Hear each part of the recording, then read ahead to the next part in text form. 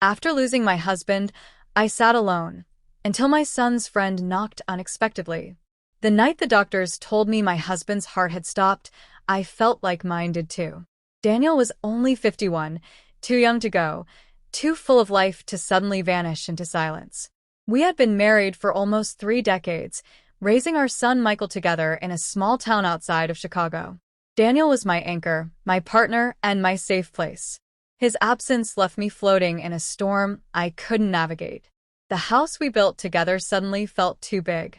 Every creak in the wooden floors reminded me of him walking down the hallway. Every half-opened book on the nightstand whispered his voice.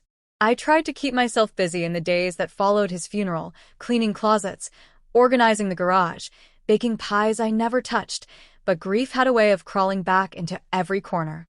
I would sit in the living room at night, staring at the family photographs lining the walls, tears blurring my vision until I could no longer make out the smiling faces. Michael was in college, a sophomore at Northwestern. He called me every day after his dad passed, worried that I wasn't eating, worried I wasn't sleeping, worried I might drown in the weight of my loss. I assured him I was fine, but the truth was, when he wasn't around, the silence of the house pressed down on me so heavily I sometimes had to step outside just to breathe. One evening in late October, the air crisp with the scent of fallen leaves, I was curled up on the couch with a blanket, the television murmuring in the background, though I wasn't really watching it. I was lost in thought, thinking about Daniel's laugh, about the way he used to whistle while making coffee in the mornings, about how much I missed him. That was when the knock came. It startled me. I rarely had visitors anymore. Slowly, I rose from the couch and walked to the door, tightening the blanket around my shoulders. When I opened it, I was surprised to see a familiar face standing there. "Mrs. Carter," he said softly, his hands shoved nervously into his jacket pockets.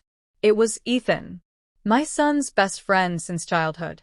He was 20, tall, with kind brown eyes and a warmth that reminded me so much of the boys running around my backyard years ago with squirt guns and soccer balls. "Ethan," I said, trying to sound cheerful, though my voice cracked a little. "What are you doing here?" He shifted on his feet.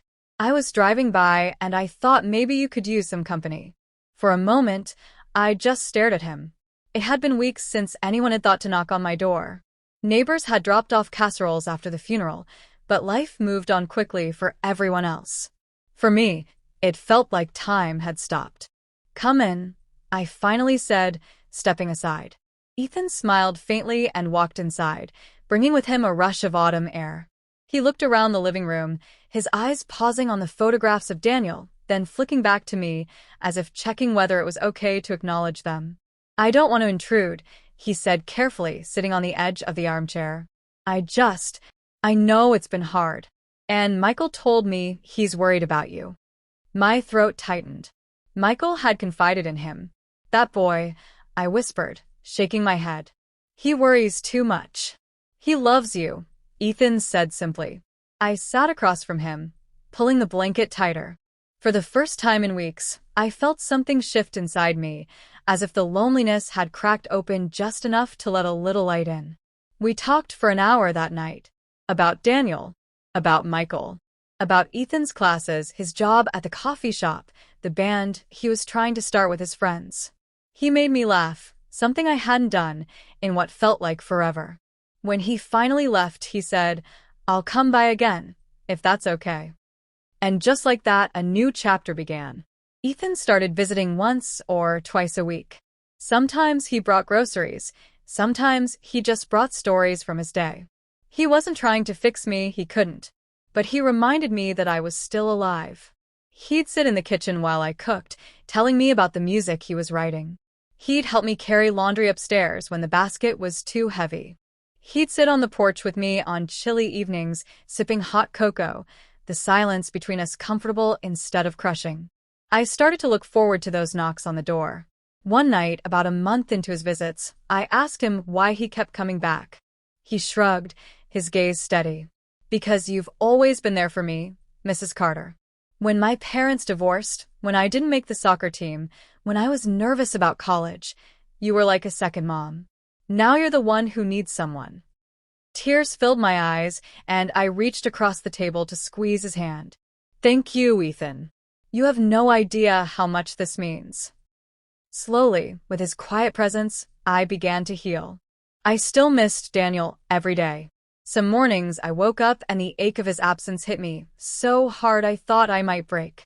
But then Ethan would show up, unannounced, with a smile and a story, and I remembered that life still had pieces worth holding on to.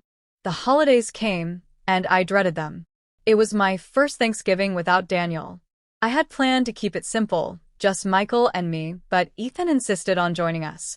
He showed up with a pumpkin pie he had baked himself, though the crust was uneven and the filling a little too runny. We laughed about it, and for the first time in months, the house felt full again. Christmas was the same. Ethan helped me hang lights outside, though he tangled them twice before getting them right. He and Michael played video games in the living room, their laughter echoing through the halls like it used to when they were kids. Watching them, I realized something. Grief doesn't erase love. It just teaches you how to carry it differently. As winter melted into spring, I found myself smiling more, cooking more, even humming to myself as I watered the plants. The house no longer felt haunted by silence. It felt lived in again. One evening, Ethan knocked on the door as usual, but this time, he carried a small envelope. He handed it to me, looking almost shy. Inside was a ticket to a concert in the city. I thought maybe you'd like to go, he said. It's a band I really love and oh well, I figured you could use a night out. My first instinct was to refuse. The idea of being out in a noisy crowd seemed overwhelming. But the hope in his eyes stopped me. I'll think about it, I said. And I did. All night, I thought about it. About how Daniel would have wanted me to live, not hide. About how Ethan had shown me kindness when I thought the world had forgotten me. So, I said yes. The concert was loud, yes, but it was also alive. I stood among hundreds of people, feeling the music vibrate through me, and for the first time since Daniel's death, I felt truly present. Ethan glanced at me a few times during the show, his smile wide, and I knew he was proud of me for being there. Driving home that night, windows rolled down, cool air rushing in, I realized that grief hadn't left me. It never would. But I wasn't drowning in it anymore. I was learning to swim with it. Months passed, and Ethan kept knocking. Sometimes I wondered if he realized how much he had saved me, how his simple presence had pulled me back from the edge. One day, I told him, "You gave me my life back," I said, tears in my eyes. He shook his head. "You already had it. You just needed someone to remind you,"